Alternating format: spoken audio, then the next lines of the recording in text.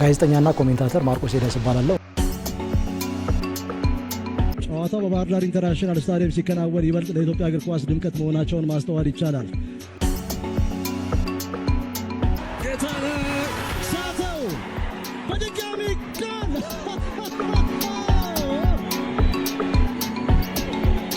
17 ሳምንት ጠብቋል። በዚህ ልክ ማርክ ፈረጆቹ የብላንደር ሚስቴክ የሚሉት አይነት ስህተት ነው። ምክንያቱም ምናልባት ጎል አዲዮሳና ሄኖክ አበበ ጨዋታውን በፊሽካቸው ደመደሙ። ምን አይነት ልብ አንጠልጣይ ጨዋታ ነው! ለኢትዮጵያ ፕሪሚየር ሊግ ጥሩ ማስታወቂያ የሚሆን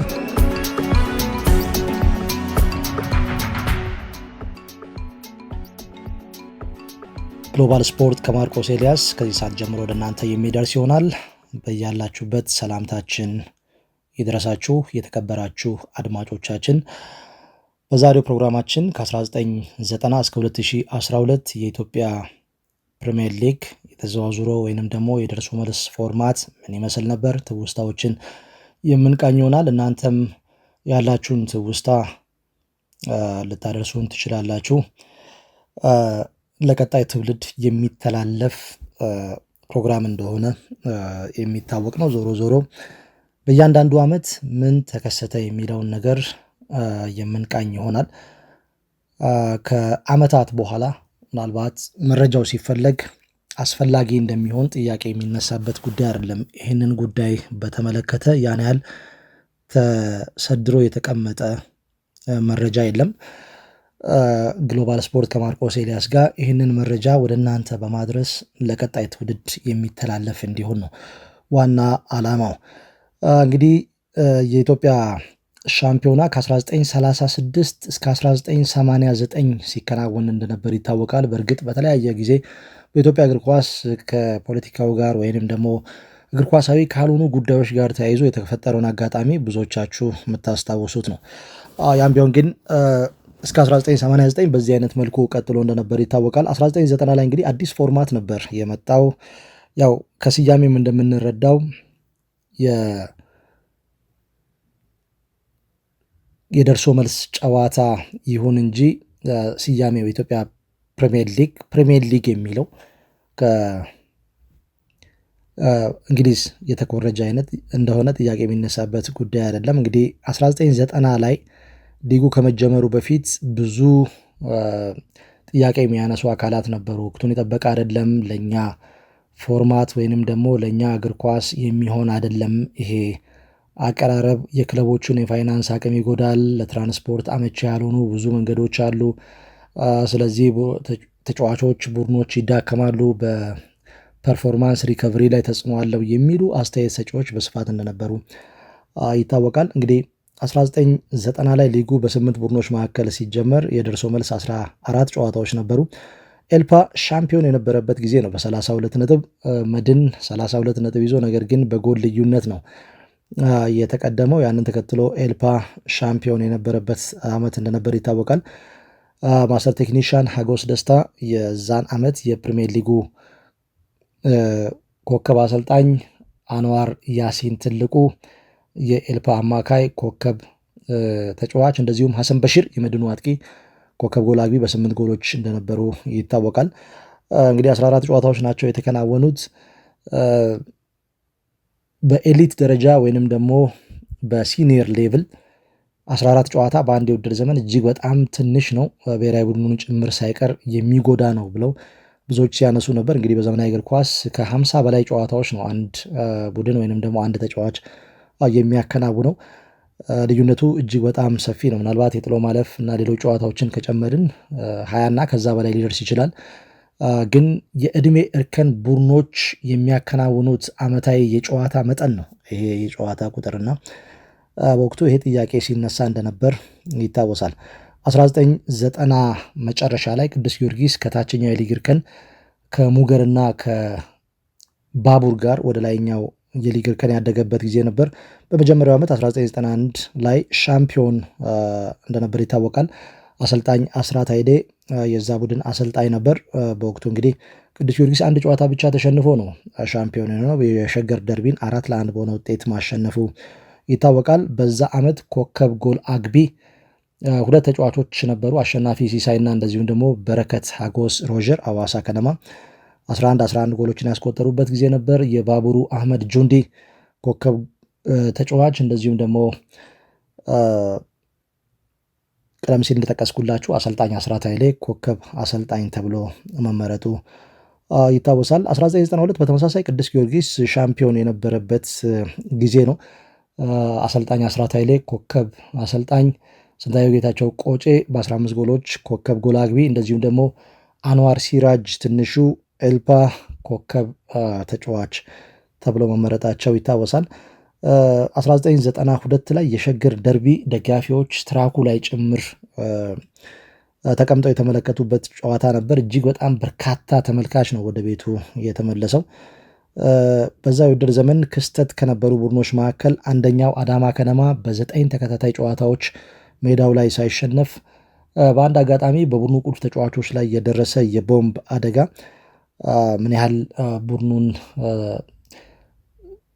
ውጤት አልባ ጉዞ እንዲያደርግ ከዛ በኋላ ላለመውረድ እንዲጫወት እንዳደረገው ይታወቃል። በዕለተ ፋሲካ በኤልፓ 2-0 በሆነ ውጤት መሸነፉ የሚታወስ ነው።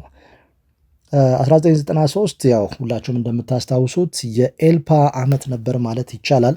ከ1991 አጋማሽ ጀምሮ የተሰራው ቡድን ነው ፍሬውን አፍርቶ እንግዲህ ከ2 ዓመት ተኩል በኋላ ሻምፒዮን የሆነው የፕሪሚየር ሊግ አሸናፊ፣ የጥሎ ማለፍ አሸናፊ፣ ከዛ ውጪ የሱፐር ካፕ ወይም የአሸናፊዎች አሸናፊ ዋንጫ እንደዚሁም የፌር ፕሌይ ወይንም ደግሞ የጸባይ ዋንጫ አሸናፊ እንደነበር የምናስታውሰው ነው።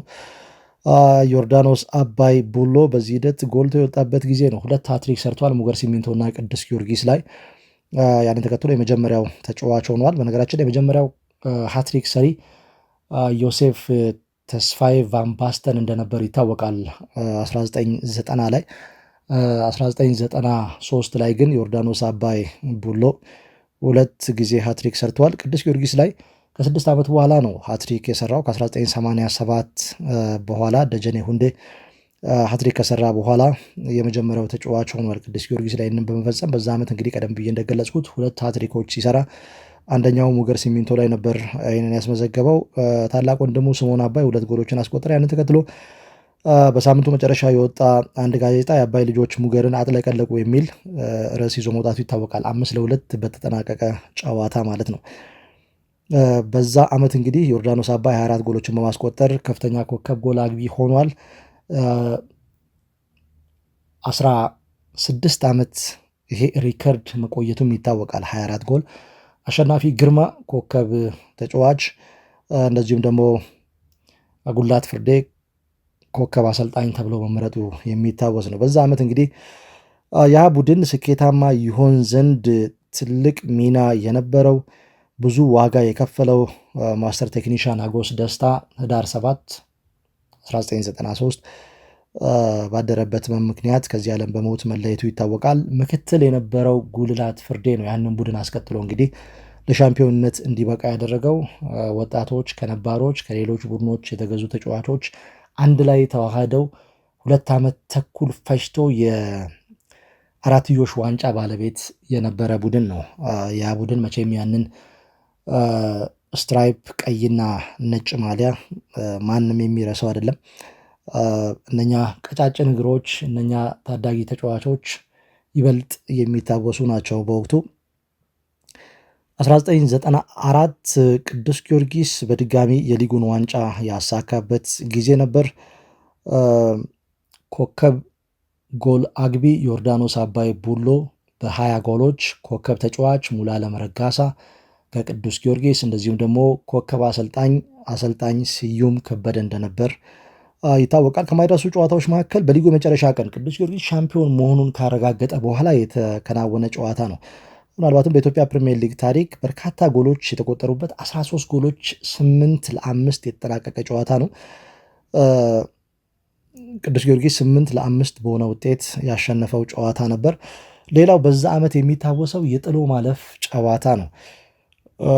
ከ3-0 ማሸነፍ እንደሚቻል መድን ያሳየበት ጨዋታ ነው ማለት ይቻላል። እንግዲህ 3-0 በሆነ ውጤት ኤልፓ መድንን ይመራ ነበር። ከረፍት በኋላ መድን 3 ጎሎችን አስቆጥሮ ጨዋታው 3-3 ተጠናቆ በመለያ ምት መድን አሸንፎ ኢትዮጵያን በመወከል በአህጉራዊ መድረክ የቀረበ ሶስተኛው ቡድን ሆኗል። ቅዱስ ጊዮርጊስና ኢትዮጵያ ቡና በሻምፒዮንና ሁለተኛ ደረጃ ይዘው በመፈጸማቸው ምክንያት ይህንን ማሳካታቸው የሚታወስ ነው። 1995 በድጋሚ ቅዱስ ጊዮርጊስ ሻምፒዮን የሆነበት ጊዜ ነው። በ5 ዓመት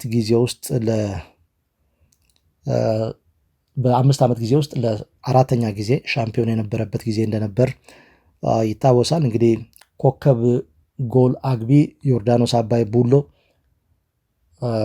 14 ጎሎች ያስቆጠረበት ነው። 5ቱን በኤልፓስ አለ። ታህሳስ ወር 1995 ደግሞ ወደ ኢትዮጵያ ቡና ከመጣ በኋላ ያስቆጠራቸው ጎሎች ናቸው። ቀሪዎቹ 9 ጎሎች ኮከብ ተጫዋች አሸናፊ ግርማ፣ ኮከብ አሰልጣኝ በድጋሚ ስዩም ከበደ ሆነው የተመረጡበት ጊዜ እንደነበር የሚታወስ ነው። 1995 ብዙ የሚያነጋግር አጋጣሚ ነበር። እንግዲህ 1994 6 ጨዋታዎች ሲቀሩት አሰልጣኝ ካሳዬ አራጌና የተወሰኑ ነባር የቡድኑ ተጫዋቾች አሰልጣኝ ስዩም አባተን በመተካት ያንን ቡድን እስከ ውድድር ዓመቱ መጨረሻ ድረስ ተረክበው የጋራ ኃላፊነት ወስደው የቆዩበት ጊዜ ነበር። ነገር ግን ለካሳዬ አራጌ ኃላፊነት ተሰጠ። ከዛ በኋላ 1995 ላይ የጂኬ የጨዋታ መንገድ ተግባራዊ የተደረገበት ጊዜ እንደነበር ይታወሳል። ብዙ አነጋጋሪ ነገሮች ነበሩ።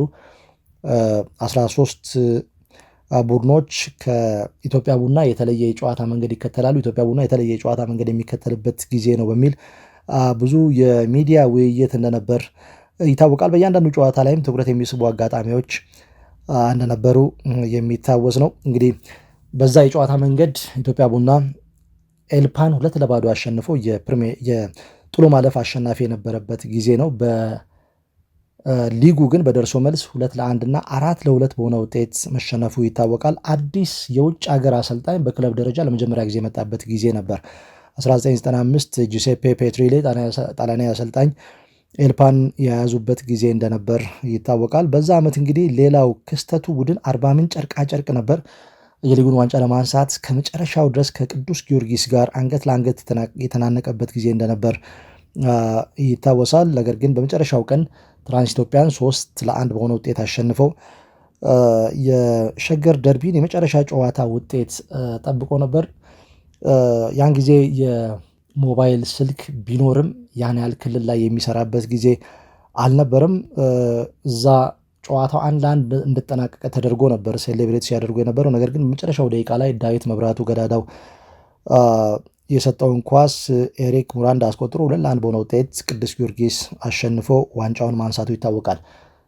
56-55 ነጥብ በ1 ነጥብ ልዩነት እስከ መጨረሻው ድረስ ትኩረትን የሚስብ ጨዋታ እንደነበር የሚታወስ ነው። 1996 የዓመቱ ኮከብ አሰልጣኝ ከማል አህመድ፣ ኮከብ ጎል አግቢ 3 ተጫዋቾች ናቸው። በእርግጥ ያው መሳይ ተፈሪ ኮከብ ጎል አግቢ ተብሎ ተሸልመዋል። 16 ጎሎች። ታፈሰ ተስፋዬና አህመድ ጁንዲ በተመሳሳይ 16 ጎሎች እንደነበራቸው ይታወሳል። 1996 የኢትዮጵያ ቡና ዓመት ይመስል ነበር። እንደሚታወቀው ጥቅምት 8 1996 በዕለተ እሁድ በሱፐር ካፕ ቀድሞ ጥቅምት 5 1996 በተከናወነ የሱፐር ካፕ ጨዋታ ቅዱስ ጊዮርጊስ ኢትዮጵያ ቡናን 1-0 አሸነፈ። ከዛ በኋላ በመልሱ ጨዋታ 5-0 አሸንፎ በደርሶ መልስ 6-0 ያሸነፈበት ጊዜ ነበር። ቅዱስ ጊዮርጊስ 1995 መጨረሻ ላይ የሊጉን ዋንጫ ቢያነሳም ነገር ግን ከ92 እስከ 95 በአህጉራዊ መድረክ ያስመዘገባቸው ውጤቶች ጥሩ አይደለም በሚል አዲስ የውጭ ሀገር አሰልጣኝ መምጣቱ ይታወቃል። ለአሰልጣኝ ስዩም ከበደም የክለቡ አመራሮች ከዚህ በኋላ በሀገር ውስጥ አሰልጣኝ አንቀጥልም፣ የውጭ ሀገር አሰልጣኝ እናመጣለን፣ አንተ ምክትል ሆነ ብዙ ትምህርቶችን ትቀስማለህ በሚል ነው ሚስተር ሃንስ ቫንደር ፕሊዩም የመጡት ሆላንዳዊ አሰልጣኝ። እንግዲህ በወቅቱ አሰልጣኙ ከመጡ በኋላ 6 ወር ብቻ ነው የቆዩት። የሱፐር ካፕ ድላቸው ብቻ ነው የሚጠቀሰው። ቡድኑን በ3-4-3 ፎርሜሽን ይበልጥ የገነቡት በአማካይ ቦታ ላይ በጌቱ ተሾመና በሃይደር መንሱር እንደነበር ይታወሳል። እንግዲህ 1996 ኢትዮጵያ ቡና የሊጉን ዋንጫ ለማንሳት ከጫፍ ደርሶ ነበር በአሰልጣኝ ጥላሁን መንገሻ እየተመራ 13 ሳምንት በሊጉ ደረጃ ሰንጠረዥ አናት ላይ ነበረ።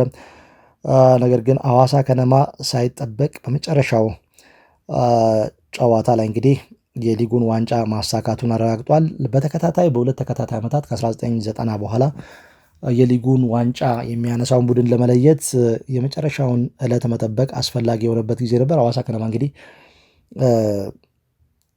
ኒያላን 3-1 አሸንፎ የሊጉን ዋንጫ አሳክቷል። ኢትዮጵያ ቡና አንድ ጨዋታ ብቻ ማሸነፍ ይበቃው ነበር። ነገር ግን ተከታታይ ጨዋታዎችን ነጥብ በመጣሉ ምክንያት ዋንጫውን ለሐዋሳ ከነማ አሳልፈው የሰጠበት ጊዜ እንደነበር ይታወሳል። 1997 ላይ ኮከብ አሰልጣኝ ሲሮዶቪች ሚሎቲን ሚቾ፣ ኮከብ ጎል አግቢ መዳኔ ታደሰ በ18 ጎሎች፣ እንደዚሁም ደግሞ ኮከብ ተጫዋች ደጉ ደበበ እንደነበር ይታወቃል። እንግዲህ አሰልጣኝ ሲሮዶቪች ሚቾ የመጡበት ጊዜ እንደነበር የሚታወስ ነው። ወጣቱ አሰልጣኝ 1996 መጨረሻ አካባቢ ላይ ነው በአዲስ አበባ ስታዲየም መታየት የጀመሩት። በወቅቱ ቅዱስ ጊዮርጊስን ከመረከባቸው በፊት ሊጉ ምን ይመስላል የሚለውን ሂደት ሲያጠኑ እንደነበር ይታወቃል። ቅዱስ ጊዮርጊስ የሊጉን ዋንጫ ያነሳበት ጊዜ ነበር። 1998 በተመሳሳይ ሚቾ ኮከብ አሰልጣኝ፣ ኮከብ ጎል አግቢ ታፈሰ ተስፋዬ በ20 ጎሎች፣ እንደዚሁም ደግሞ ኮከብ ተጫዋች ቢኒያም አሰፋ እንደነበር ይታወቃል። በኢትዮጵያ ቡናና በኢትዮጵያ እግር ኳስ ፌዴሬሽን መካከል ብዙ ውዝግብ የነበረበት ጊዜ እንደነበር ብዙዎች ያስታውሳሉ። ጨዋታችሁን እንድታደርጉና እንዳታደርጉ የሚል የዳና ድ ፊደል ጉዳይ ኢትዮጵያ ቡናን 3 ጨዋታ እንዲቀጣ ፎርፌ እንዲሰጥ አድርጎታል። የታፈሰ ተስፋይም የጎል ጉዳይ ከፍተኛ ውዝግብ የፈጠረበት ነው። የኢትዮጵያ እግር ኳስ ፌዴሬሽን በወቅቱ ለበረከት አዲሱ ነበር ኮከብ ጎል አግቢነቱን ክብር ሰጥቶ የነበረው። ዞሮ ዞሮ እንግዲህ ይሄ አጋጣሚ ትኩረትን ይስባል። ወንጂ ላይ የተከሰተው ጉዳይ ሌላው ትኩረት የሚስብ ጉዳይ ነው። በወንጂ ስኳር ሜዳ ላይ በተከናወነ ጨዋታ ከኢትዮጵያ ቡና ጋር ከጨዋታው መጠናቀቅ በኋላ በደጋፊዎች መካከል የተፈጠረው አለመግባባት የኢትዮጵያ ፕሪሚየር ሊግ የደርሶ መልስ ፎርማት ወይንም ደግሞ የተዘዋውሮ መጫወት ጥያቄ እንዲነሳበት ያደረገ እንደነበር ይታወቃል። በእርግጥ 1992 በአዳማ በቢቂላ ስታዲየም የተፈጠረውን አጋጣሚ ብዙዎች ያስታውሳሉ።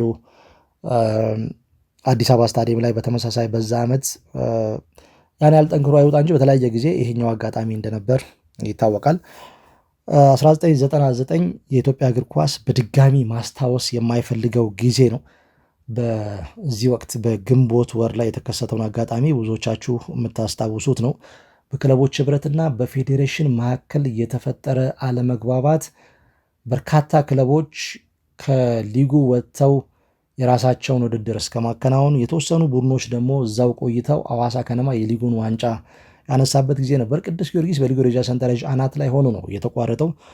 በወቅቱ እንግዲህ በክለቦች ህብረትና በፌዴሬሽን መካከል የተፈጠረው አለመግባባት እጅግ በጣም አሳፋሪ፣ ለአንድ ሀገር እግር ኳስ የማይጠቅም መወገድ የነበረበት ዛሬም ድረስ የጉዳዩ ተሳታፊ የሆኑ አካላት ሊረሱት የሚፈልጉት የሚጸጸቱበት የሚያፍሩበት ታሪክ እንደነበር ብዙዎቻችን የምናስታውሰው ነው። እንግዲህ 1999 ውድድሩ በዛ አይነት መልኩ ተጠናቀቀ። ሐዋሳ ከነማ ሻምፒዮን እንደሆነም ተጠቀሰ። ኢትዮጵያን ወክሎ ሐዋሳ ከነማን በቀጣይ ዓመት የቀረበበት ጊዜ ነው።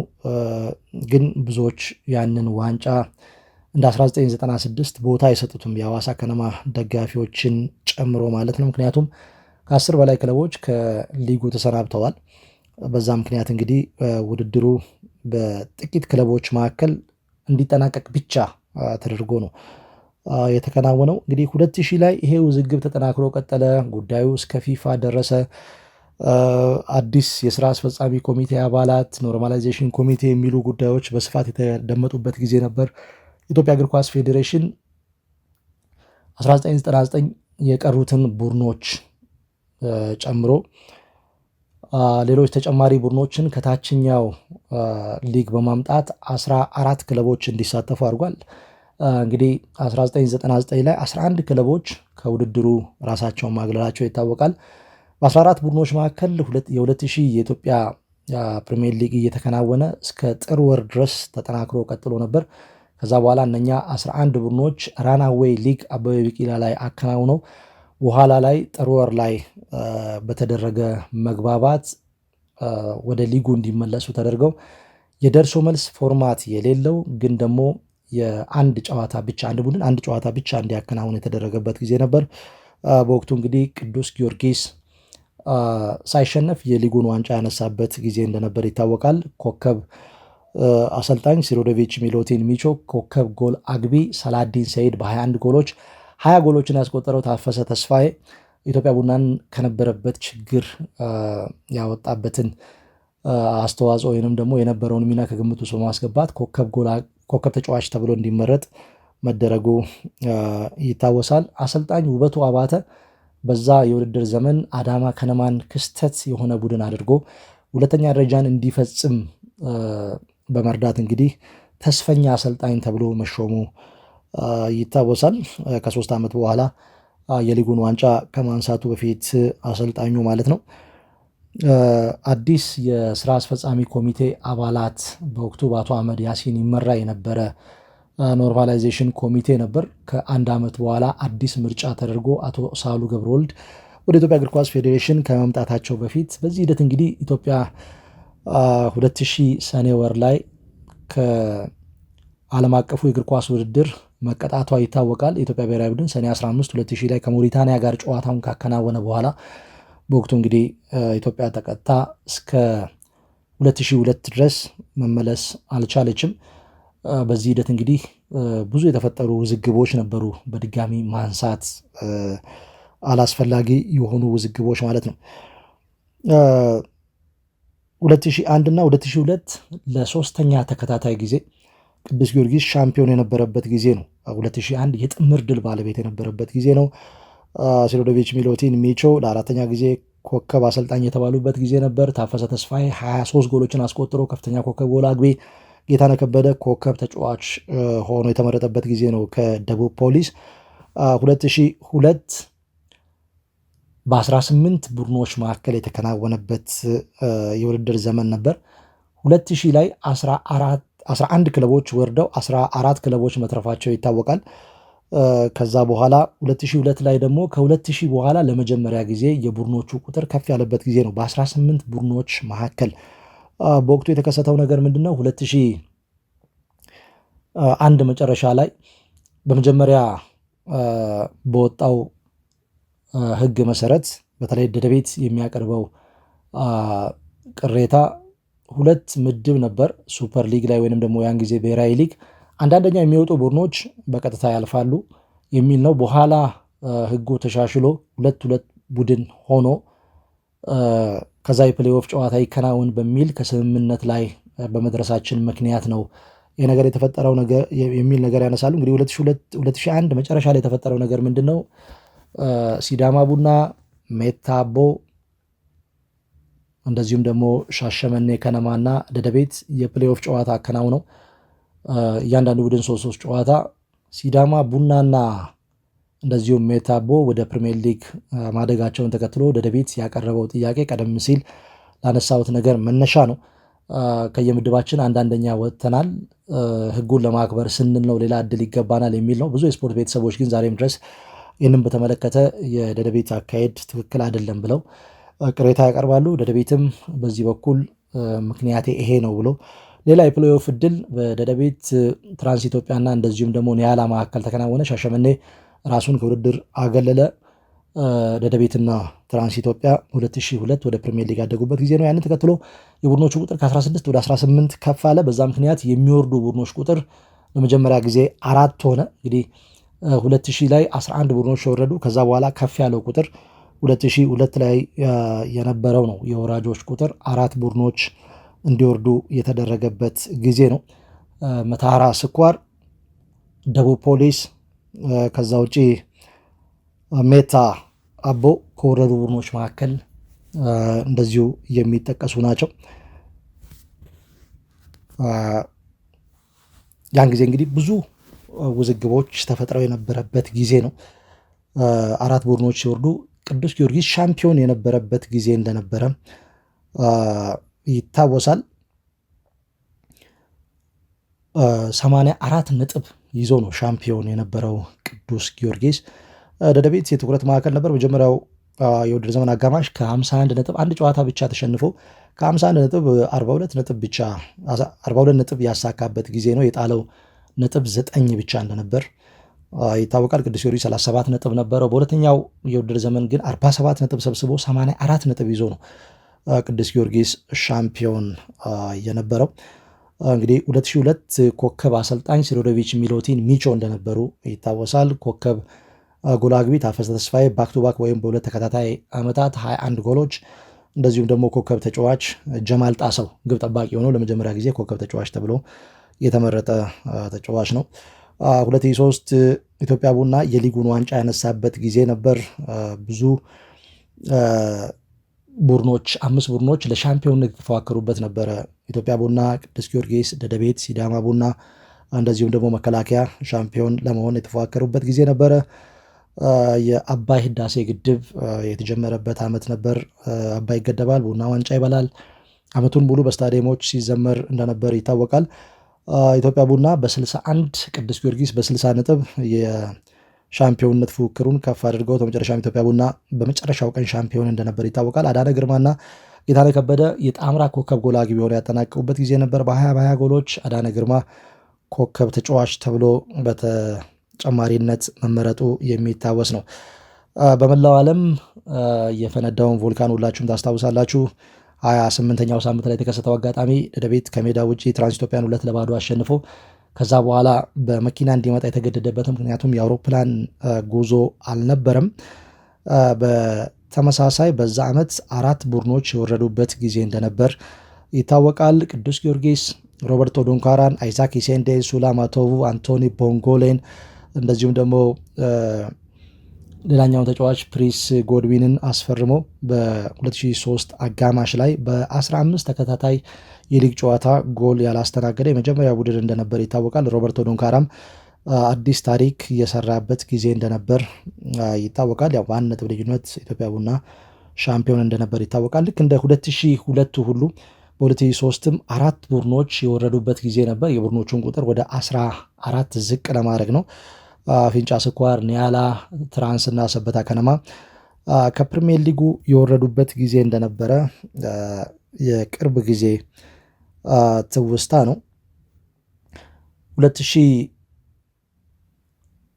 ላይ ቅዱስ ጊዮርጊስ የተለየ የውድድር ዘመን አሳልፎ የሊጉን ዋንጫ ያነሳበት ጊዜ ነበር። አዳነ ግርማ በ23 ጎሎች ከፍተኛ ኮከብ ጎል አግቢ፣ ኮከብ ተጫዋች በ2004 ደጉ ደበበ፣ ኮከብ አሰልጣኝ ደግሞ ፔር ሉዊጂ ዳንኤሎ የነበሩበት ጊዜ እንደነበር ይታወሳል። በ2003 ያው ኢትዮጵያ ቡና ሻምፒዮን በመሆኑ አሰልጣኙ ውበቱ አባተ በወቅቱ ኮከብ አሰልጣኝ እንደነበር የሚታወስ ነው። 2005 የደደቢትና የጌታነህ ከበደ ዓመት ነው ማለት ይቻላል። ኮከብ አሰልጣኝ የነበረው ዛሬ በሕይወት የሌለው ንጉሴ ደስታ ነው። ኮከብ ጎል አግቢም ኮከብ ተጫዋችም ጌታነህ ከበደ ነው። በ22 ጎሎች እጅግ በጣም ጥሩ የውድድር ዘመን አሳልፈዋል። ደደቢትም የፕሪሚየር ሊጉን ዋንጫ ማሳካቱ የሚታወቅ ነው። 1989 ላይ ተመስርቶ ከ16 ዓመት በኋላ የፕሪሚየር ሊጉን ዋንጫ ያሳካበት ጊዜ ነው።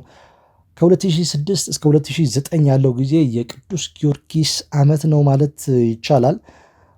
2006 ላይ ቀሪ ጨዋታዎች እያሉት ነው ሻምፒዮን መሆኑን ያረጋገጠው። በ2005 በአህጉራዊ መድረክ 8 ውስጥ የገባበት ጊዜ ነበር።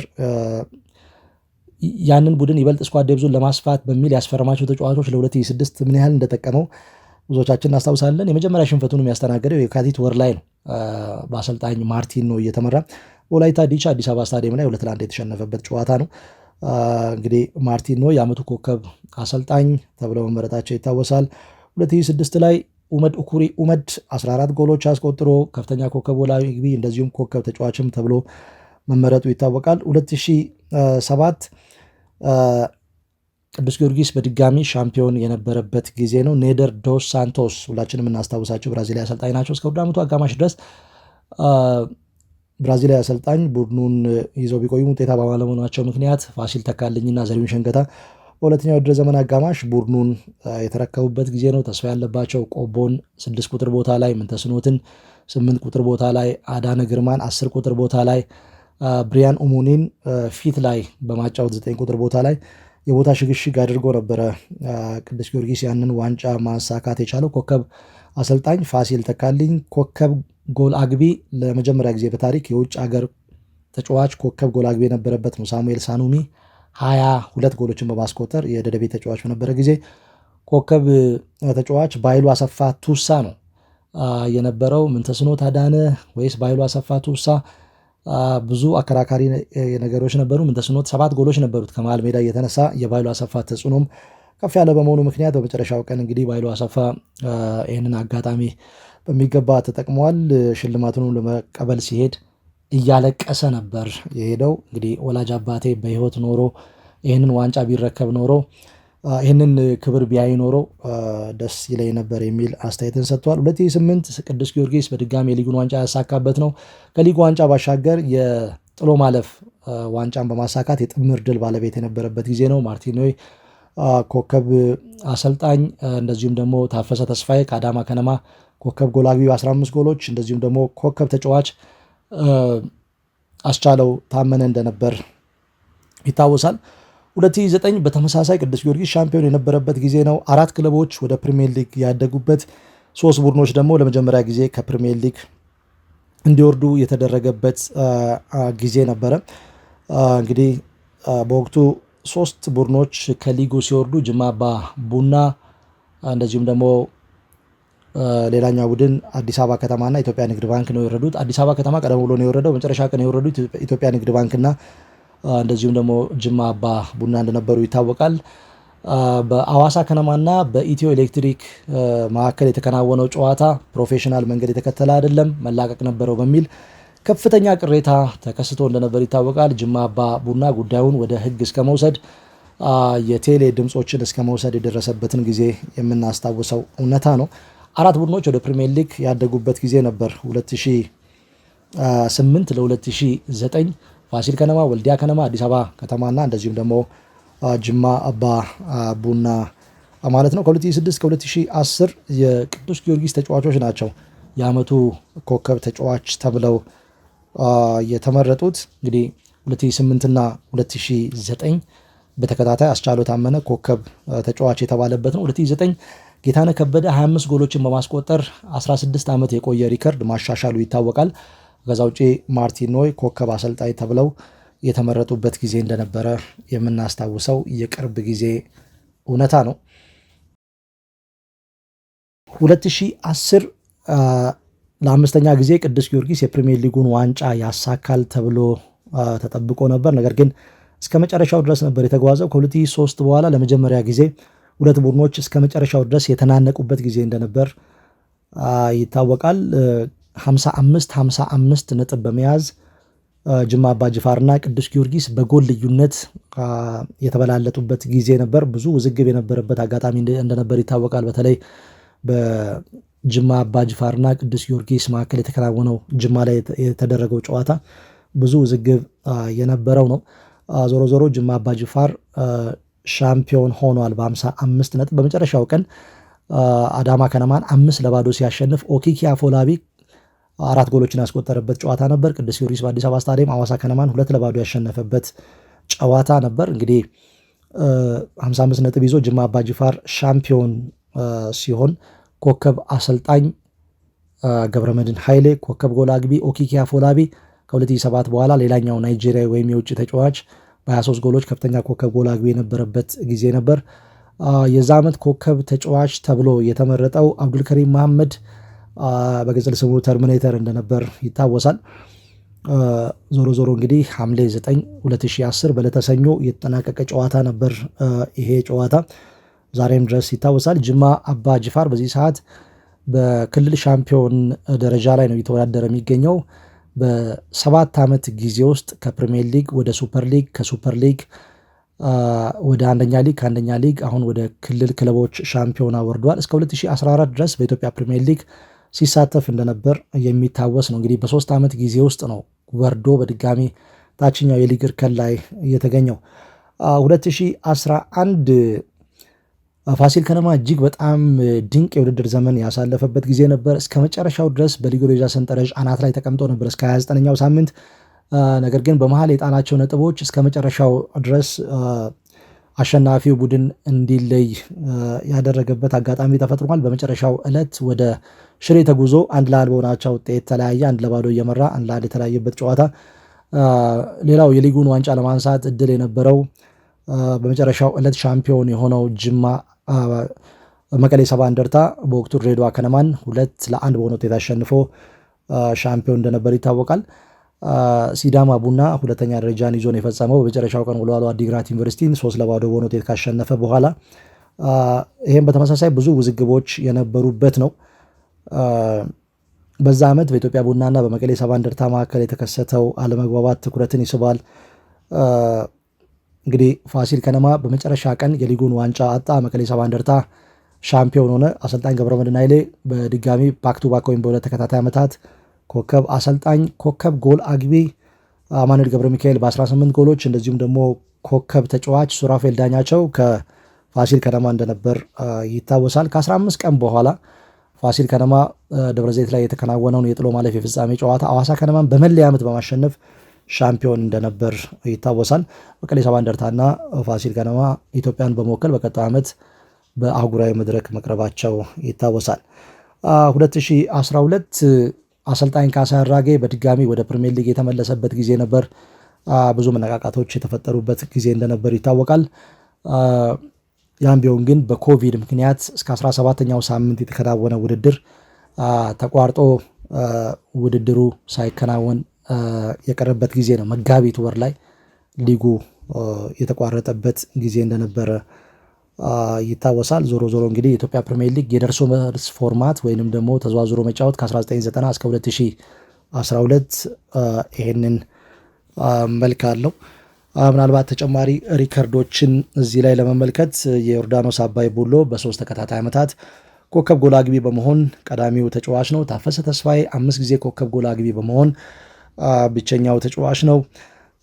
ቅዱስ ጊዮርጊስ በአንድ አጋጣሚ 3 ተከታታይ ጊዜ የሊጉን ዋንጫ አሳክቷል። በአንድ አጋጣሚ በ4 ተከታታይ ጊዜ ኮከብ የፕሪሚየር ሊጉን ዋንጫ አሳክቷል። ከዛ ውጪ በ2 አጋጣሚዎች ለ2 ተከታታይ ዓመታት ኮከብ የፕሪሚየር ሊጉ አሸናፊ እንደነበር የሚታወስ ነው። አዳነ ግርማ፣ ጌታነህ ከበደ እና ኡመድ ኩሪ ኮከብ ተጫዋችም ኮከብ ጎል አግቢም ሆነው ተመርጠዋል። በእርግጥ በኋላ ላይ አቡበከር ናስር በአንድ ዓመት ይህንን ያሳካ 4ኛው ተጫዋች ሆነዋል። አሸናፊ ግርማ በ3 ዓመት ጊዜ ውስጥ 2 ጊዜ ኮከብ ተጫዋች በመባል ቀዳሚው ነው። የዮርዳኖስ አባይ ሪከርድ ከ1993 እስከ 2009 ለ16 ዓመት ተይዞ በጌታነህ ከበደ የተሻሻለበት ጊዜ የሚረሳ አይደለም። ያም ቢሆን ግን የ4 ጨዋታ ልዩነት ነበር። ዮርዳኖስ አባይ በ26 ጨዋታዎች፣ ጌታነህ ከበደ በ30 ጨዋታዎች ነው ይህንን ያሳኩት። አሁን አቡበከር ናስር በ29 ጎሎች ከፍተኛ ኮከብ ጎል አግቢ ሆኖ ሪከርዱን እንደያዘ ይታወቃል። 4 ሃትሪኮችንም በማስመዝገብ አስቻለው ታመነ በ2 ተከታታይ ዓመታት የዓመቱ ኮከብ ተጫዋች በመባል ብቸኛውና የመጀመሪያው ተጫዋች ነው። ሳሙኤል ሳኑሚ ደግሞ የመጀመሪያው የውጭ ሀገር ተጫዋች ነው። 22 ጎሎችን በማስቆጠር ከፍተኛ ኮከብ ጎል አግቢ የተባለ።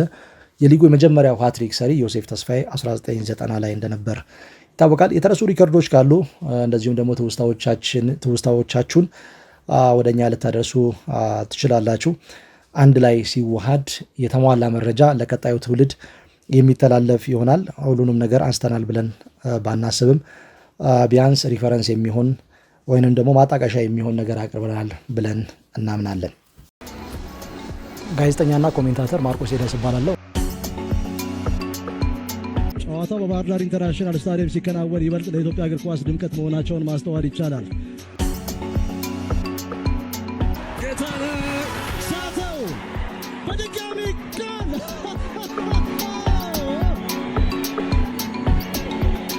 17 ሳምንት ጠብቋል። በዚህ ልክ ማርክ ፈረጆቹ የብላንደር ሚስቴክ የሚሉት አይነት ስህተት ነው። ምክንያቱም ምናልባት ጎል አዲዮሳና ሄኖክ አበበ ጨዋታውን በፊሽካቸው ደመደሙ። ምን አይነት ልብ አንጠልጣይ ጨዋታ ነው! ለኢትዮጵያ ፕሪሚየር ሊግ ጥሩ ማስታወቂያ የሚሆን